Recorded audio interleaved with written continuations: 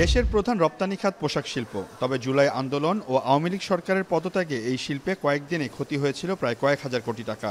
অন্তর্বর্তী সরকার দায়িত্ব নেয়ার পর কিছুটা ঘুরে দাঁড়ানোর চেষ্টা করেছিল ব্যবসায়ীরা। তবে আকস্মিক বন্যায় ফের ক্ষতির মুখে এই শিল্পের সাথে জড়িতরা। সংকট কাটিয়ে কিভাবে আবার ঘুরে দাঁড়ানো যায় তাই নিয়ে দিনভর অর্থ উপদেষ্টার সঙ্গে কয়েক দফায় বৈঠক করেন পোশাক খাতের শীর্ষ ব্যবসায়ীরা। এফবিসিসিআই, বিকেএমইএ, বিজেএমইএ সহ এই শিল্পের সাথে জড়িত সংগঠনের নেতারা তাদের দাবি তুলে ধরেন। দ্রুত ও সহজ শর্তে এই মুহূর্তে ১,৮০০ থেকে ১,৯০০ কোটি টাকা ঋণ প্রয়োজন বলে জানান তারা। পরিবর্তিত পরিস্থিতির কারণে আমাদের ফ্যাক্টরিগুলি অন অ্যান এভারেজ প্রায় ১৬-১৭ দিন প্রোডাকশন করতে পারে নাই, যার ফলে আমাদের হয়তো নেক্সট মান্থে গিয়ে একটু ক্রাইসিস দেখা যেতে পারে। আমরা ওই মাননীয় উপদেষ্টার কাছে আমরা একটা সফট লোনের রিকোয়েস্ট করেছি, যেটা আমরা লোন উইথ ইন্টারেস্ট আমরা পে ব্যাক করে দিব। এক বছরের মধ্যে আমরা পে ব্যাক করবো। আর অন্য 2-3টা ছোটো ছোটো ইস্যু ছিল, উনি আমাদেরকে আশ্বাস দিয়েছেন। আমরাও আশাবাদী, কনফিডেন্ট যে এই সরকারের সাথে আমরা কাজ করলে এই সেক্টরে আমরা অনেক দূরে আগায় নিয়ে যেতে পারবো। এদিকে ব্যবসায়ীরা জানান, বর্তমান পরিস্থিতিতে দেশের বেশিরভাগ কারখানাগুলো রয়েছে নিরাপত্তাহীনতায়, তাই অনেকেই তাদের ক্রেতা হারাচ্ছেন। এছাড়াও বন্যার কারণে চট্টগ্রাম বন্দরে অনেক কার্গো আটকে আছে জানিয়ে সেগুলো নিরাপত্তা নিশ্চিতের আহ্বান ব্যবসায়ীদের।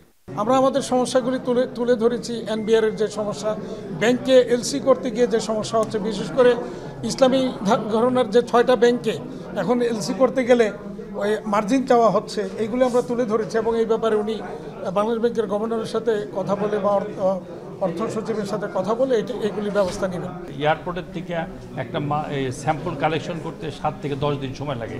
চিটাগাং পোর্টে কনজেশন, এই নেগেটিভ জিনিসগুলো যদি আমরা সলভ করতে না পারি তাহলে আমাদেরকে বিকল্প চিন্তা করতে হবে।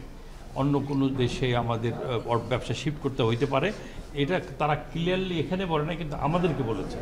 তো সেই কারণেই আমাদের এই মিটিংটা, যে আমাদের এখানে যে আইন শৃঙ্খলা যত দ্রুত সম্ভব ইমপ্রুভ করা এবং যেই সব বটলনেকগুলো আছে, স্যাম্পল ক্লিয়ারেন্স, চিটাগাং পোর্ট, এগুলো যাতে যথাসাধ্য এগুলো যত দ্রুত সম্ভব তারা ইমপ্রুভ করে, এই ব্যাপারে উনি অ্যাসুরেন্স দিয়েছেন। বৈঠক শেষে অর্থ উপদেষ্টা সালেউদ্দিন আহমেদ গণমাধ্যমকে জানান, ব্যবসায়ীদের দাবি দেওয়া নিয়ে গভর্নরের সাথে কথা বলে সিদ্ধান্ত জানানো হবে। যে তাদের কিছু সমস্যা আমরা আলাপ করেছি, স্পেসিফিক অনেক কতগুলি সমস্যা আছে, সেইগুলো খুব বিশাল কিছু না, সেগুলো অনেক সময় আগের সময়গুলোকে ইগনোর করা হয়েছে, উইল সলভ ইট। সেকেন্ডলি বায়ার্সও কিছু ছিল, ওরা বায়ারদের আমরা এশিওর করেছি তোমাদের নিরাপত্তা, তাহলে তোমাদের ইনভেস্টমেন্টের অপরচুনিটি, ভালো পরিবেশ হলো ল অ্যান্ড অর্ডার, তারপরে ব্যাংকিং ফ্যাসিলিটি ভোগান্তি যেন না হয়, অ্যান্ড উই অ্যাসিওরড দেম। এদিকে সকালে বাংলাদেশে নিযুক্ত যুক্তরাজ্যের হাই কমিশনারের সাথে বৈঠক করেন অর্থ উপদেষ্টা। জানান, আওয়ামী লীগ সরকারের আমলে বিদেশে পাচার হওয়া টাকা দ্রুত ফেরাতে সহযোগিতা করবে যুক্তরাজ্য সরকার। From the UK into Bangladesh. Of course, British investors are responsible investors, and I was discussing with the Honourable Advisor how we can build investor confidence and strengthen our trade and investment ties. So no, I was hearing from the Honourable Advisor as to the economic reforms that he is prioritising and how the UK may be able to support them.